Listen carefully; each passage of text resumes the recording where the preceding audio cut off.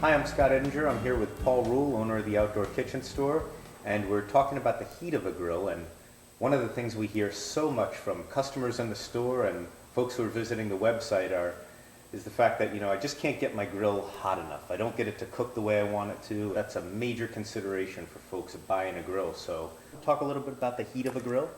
It is by far in the top two concerns. Heat of a grill. People want the heat. Yeah. In a nutshell, high-end appliances like the Alfresco, the DCS, Twin Eagle, Fire Magic, Tech, they're a minimum of 800 degrees on high. Mid-range grills like the Webers, Broil Masters, MHPs, you're in that 500 to 700 degree range on high. Low end, typically 300 to 500 degrees. So what kind of difference does that make to my grilling experience or the food that I'm cooking, whether it's 400, 500, or 800 degrees? Well, it's the versatility. You have a grill that now has a large range of heat, which increases your options for cooking. It also means when you are at that high heat, that hotter temperature, you're going to get the grill marks that you want. You're going to get that searing, which you just can't get at, a 300 to 500 degree grill. So there's a difference. Grilling, really, the whole goal of it is that you're cooking on one side of the food. It's exactly what it is. That's what grilling is. So many people will close their grill and cook because it might take 30 minutes to cook a steak. They're just not generating enough surface temperature. Yeah, that's kind of like cooking it in an oven. Now you're turning your grill into an oven when you close that dome. So with 500, 800 degrees, like when I go to a good steakhouse, and that just tastes different than another restaurant cooking a steak. Why is that, and how do I get that on this grill?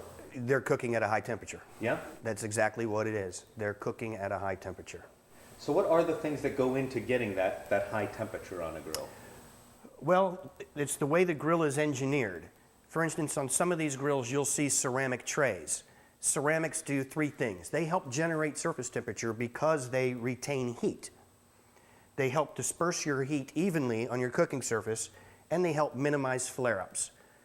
With the minimizing of the flare-ups, those ceramic pieces are porcelain hot. The juices actually hit the ceramics and sear back up, steam back up into your food. So they actually enhance your flavor as well. The flame comes up and licks the food. The flame will come up and lick the food and go back down. And the other side of the heat is temperature gauge.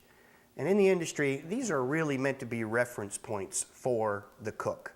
It's not actually what your surface temperature is, it's what your dome temperature is. So utilize this to know if this says 600 and you like your steaks cooked that way, know that your surface temperature might be more. And the other side of it is BTUs. And I think we should take a little time to maybe educate people on what BTUs mean in a grill.